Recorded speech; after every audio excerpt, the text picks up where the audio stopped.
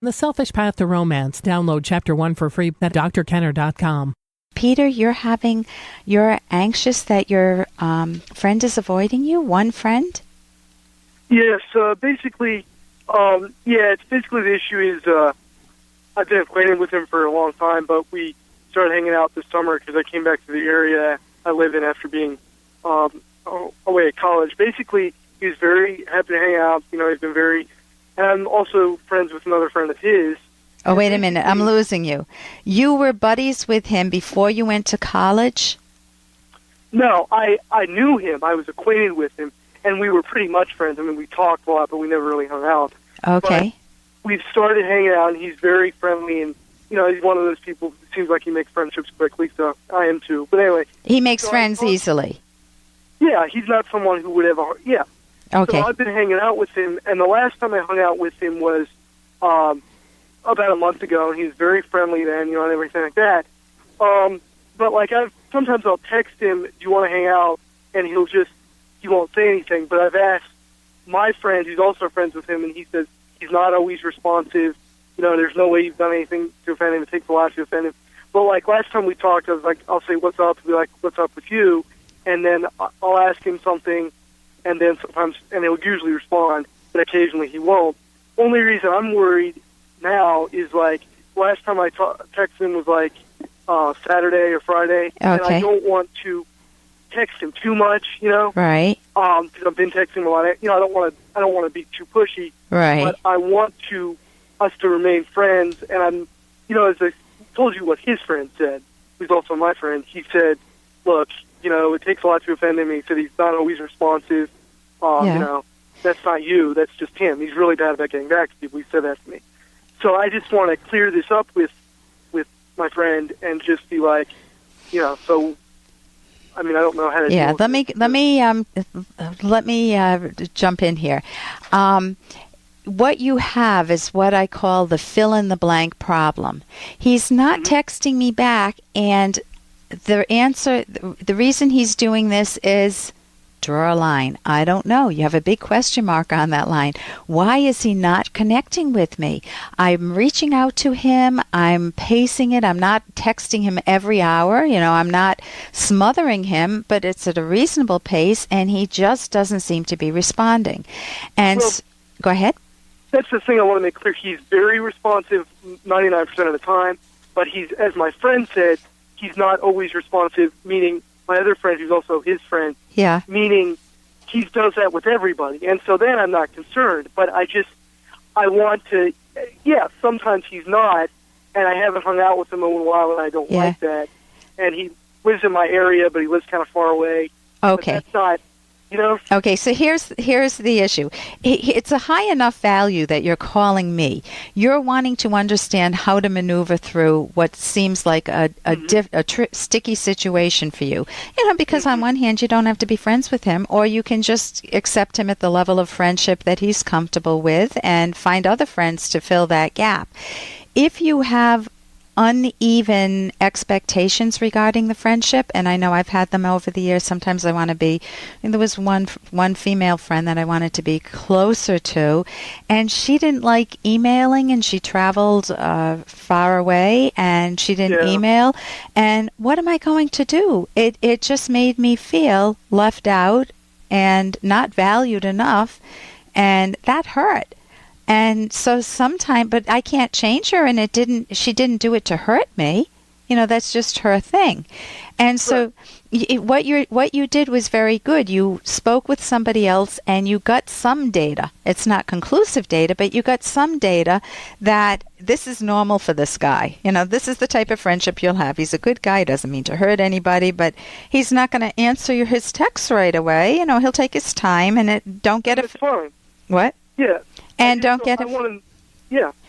And so you can check with him, but what I'm curious about is, where is your mind going that you're thinking it's something negative? Hey, I got to interrupt this because we've got to pay some bills. 30 seconds, that's it. A very quick ad, and then Ellen will be back. Romance. I wish I knew more about what girls want from a relationship. Boy, I wish I knew more about what I want. Where's that ad I saw? Here it is. The Selfish Path to Romance, a serious romance guidebook. Download Chapter 1 for free at selfishromance.com and buy it at amazon.com. The Selfish Path to Romance. That is interesting.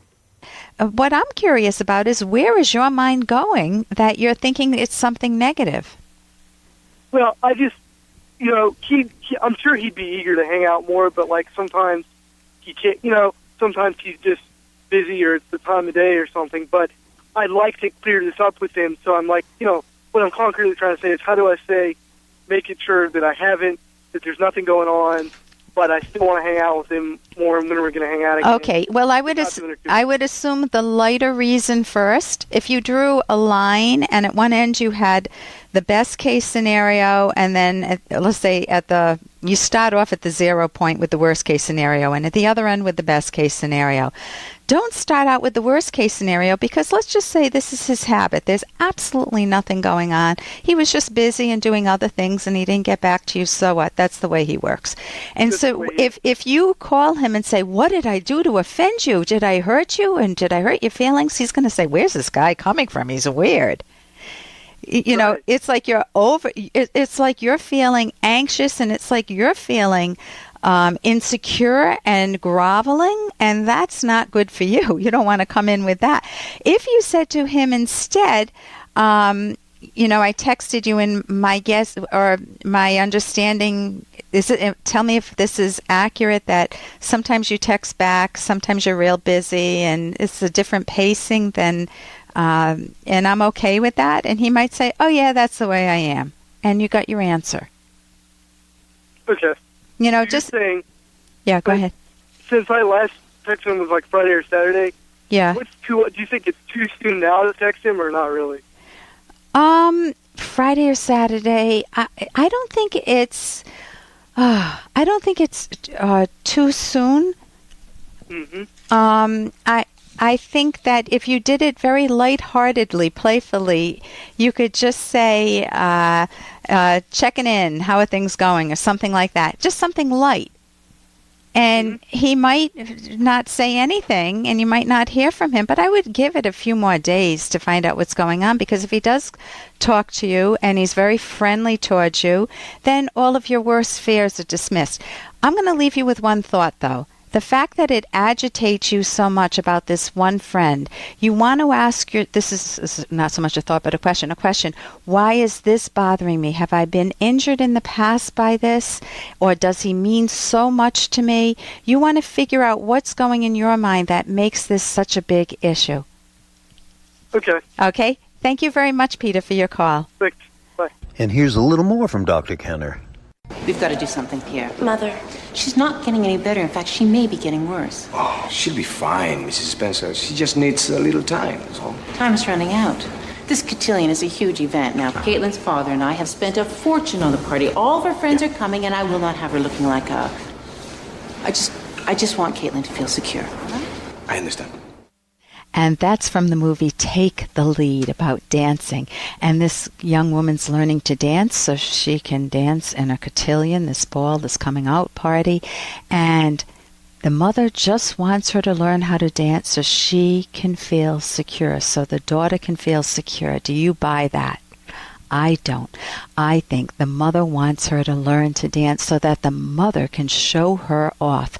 And the daughter knows that. And the daughter wants to learn to dance just for herself, not for her mother. And she doesn't even enjoy dancing for someone else. And you've probably felt that yourself.